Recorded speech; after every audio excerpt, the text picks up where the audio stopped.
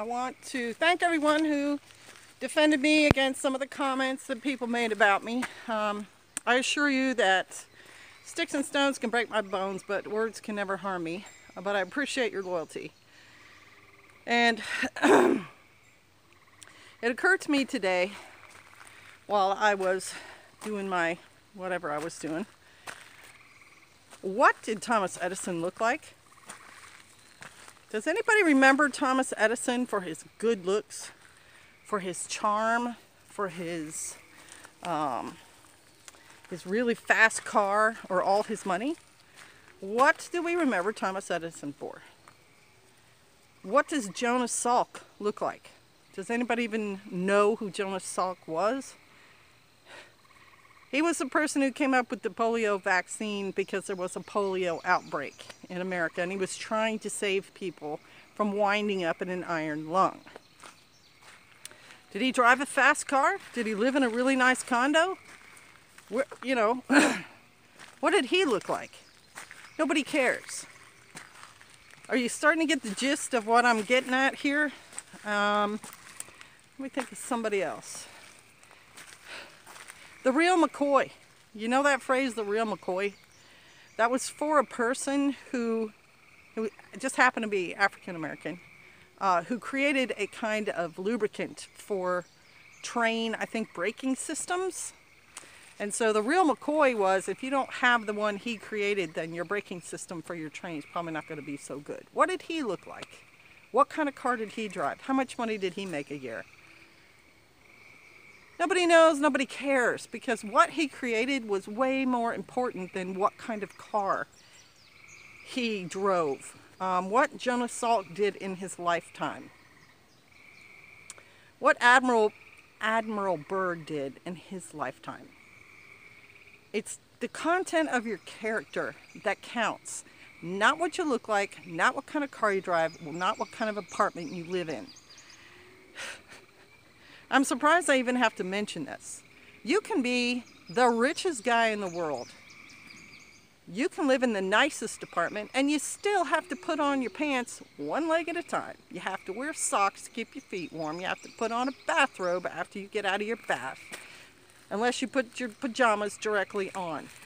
Money does not mean you have any character at all. A nice car does not mean you are a nice person. It's the content of your character that defines who you are. And it's something you got to work on. You know, what is your metal? What are you made of? Are you made of something that can be manipulated? Are you made of something that can have its feelings hurt? Are you made of something that crumples under the first opposition to it? I don't know. I can't answer these questions for you. This is something you have to figure out for yourself. And the sooner you figure it out, the better. You do not want to wait until you're 60 years old, which is 4 years older than me. You don't want to wait until then to figure out what kind of person you are. You want to figure that out as soon as you can. And in light of that, I was writing on a post today, and one of the other people who commented brought the point up.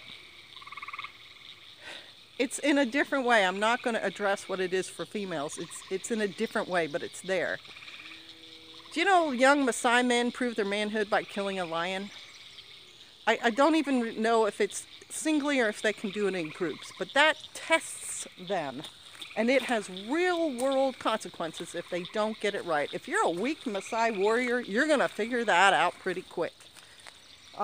Native American tribes had vision quests for their young men to go on before they were initiated as an adult male in the tribe.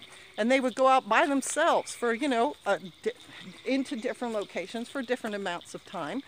But they would sometimes fast, or in the one, I don't even really, the sun ceremony, they pierced their flesh and put themselves through pain to see if they could endure it, to see how much they could endure. That's what boot camp is all about. Boot camp is the military putting recruits under stress to see who could handle it and still perform and who can't. And the ones who can't are either asked to leave or choose to leave on their own. There's a reason for that. And then there's people who are just driven, self-driven, to be testing those limits for themselves even before they get into an organization that does it. They just feel that need. They feel that challenge and love overcoming, so they do it on their own. Like the young man who is in I get it wrong every time, but a movie about rockets, and he's out there experimenting with rockets, and everyone's opposing him, and then someone Brown, Professor Brown from Germany comes, and he's a rocket guy too, and he sees this young kid at a science fair, and it's like, "Ooh, you got something." It's that sort of thing that defines you as a person. It's not how much someone else affects you or how much you hold against another person. It's what you are and what you do with yourself. So I'm hoping that you want to be more than just a sum of complaints against other people. I'm hoping that even when even when life knocks you down, because life knocks down lots of people. You're not special. Life knocks people down in all sorts of ways. People are born blind. They're born with no hands. There's a book called The Brain That Changes Itself, and in it, a woman is born with half a brain. She doesn't let that stop her. She begins working on problems that are difficult for her until she gets good at them, and she starts overcoming, and it forces her brain to change. So you can be born or have put upon you or whatever limitations, but are you going to... I hope for your sake you don't accept those limitations, and you also don't act out in anger, because that's something very immature. But with cool, mature reflection, you choose a path of positive results for yourself and the people around you, and that you pursue that and make that what your life is defined by, not by negative things influencing you. I hope this is inspired. Bless you. Shalom.